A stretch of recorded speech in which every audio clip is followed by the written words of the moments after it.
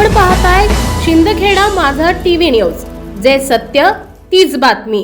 मनोज जरांगे यांनी पुन्हा उपोषणाचा हत्यार बाहेर काढले आहे। मागण्या पूर्ण करण्यासाठी सरकारला दिलेला वेळ संपल्यामुळे आता 30 मे पासून मनोज जरांगे पुन्हा उपोषणाला बसणार आहेत। यावेळी कडक उपोषण करणार असल्याची माहिती त्यांनी दिली आहे, पाहूयात। पण बोलल्याप्रमाणे आपण सरकारला पाहिजे त्याच्यापेक्षाही जास्त वेळ दिलेला आहे। सरकारने आपल्याला मुंबईमध्ये 1 महिन्याचा वेळ मागितला होता सगळ्या मागण्याच्या संदर्भात राहिलेल्या। आज म्हणजे उद्याच्या 29 तारखेला, उद्याच्या म्हणतोय मी, मेच्या 10 महिने पूर्ण व्हायला लागलेत। 8 महिने नाही तर 10 महिने पूर्ण व्हायला लागले। 10 महिने वेळ दिला आपण, कारण आपण 29 ऑगस्टला मुंबईत गेलो होतो। त्याच धर्तीवरती आत्तापर्यंत जवळपास 10 महिने वेळ दिला। याच्यापेक्षा किती वेळ द्यायचा मला एक गोष्ट कळत नाही आहे की जाणून बुजून गोरगरीब मराठ्यांच्याच लेकरांवरती का अन्याय केला जातो। म्हणून मी आता खूप कठोर भूमिकेवरती आलो आहे। मला ते नाविलाज आहे, त्या पद्धतीचा निर्णय घ्यावा लागतो आहे। मला कुणाला दोष द्यायची इच्छा नाही आणि द्यायचा पण नाही, कारण आपल्या लेकराला समाजाला जर मिळतच नसेल तर मग आपण आता कठोर भूमिका घेणं गरजेचं आहे।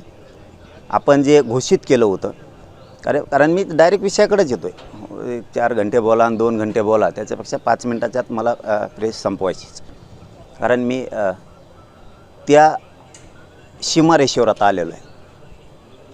30 मेचं जे आपलं आंदोलन, आमरण उपोषण आपण ठरवलं होतं ते फायनल होणार आहे 30 मेला, परंतु त्याच्यात फक्त थोडा जास्तीचा बदल केला आहे आपण।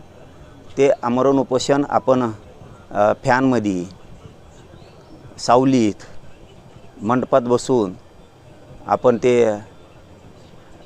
काय आणखीन सुविधा करून करत होतो ना। समजा सगळे तसंच करतात, मीच नाही तर सगळेच तसं करतात।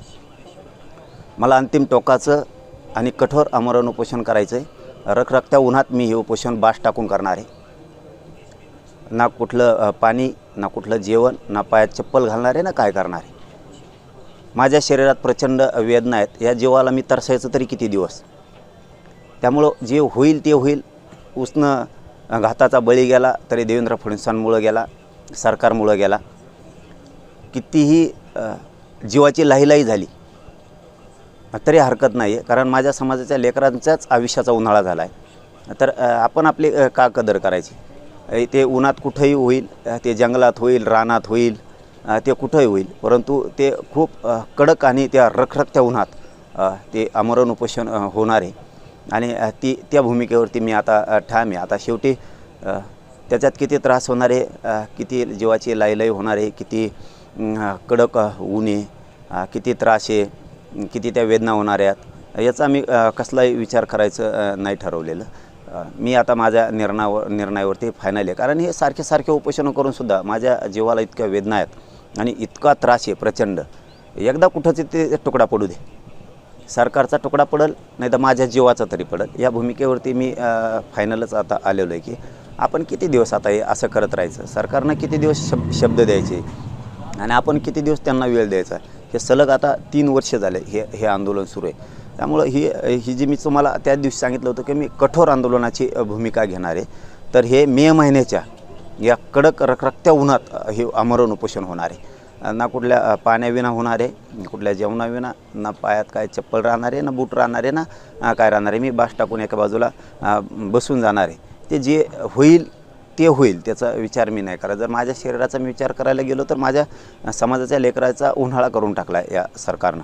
त्यामुळं कुठंतरी आता हे थांबलं पाहिजे। त्यांनी याचं आश्वासन द्यायचं आणि आम्ही ते बार ऐकत बसायचं।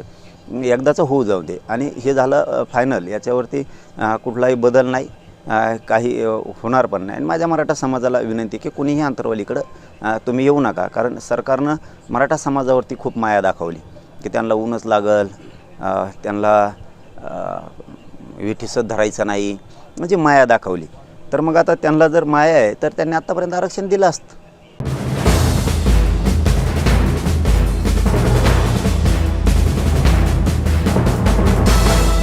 आपण पाहताय शिंदखेडा माझा टीव्ही न्यूज, जे सत्य तीच बातमी।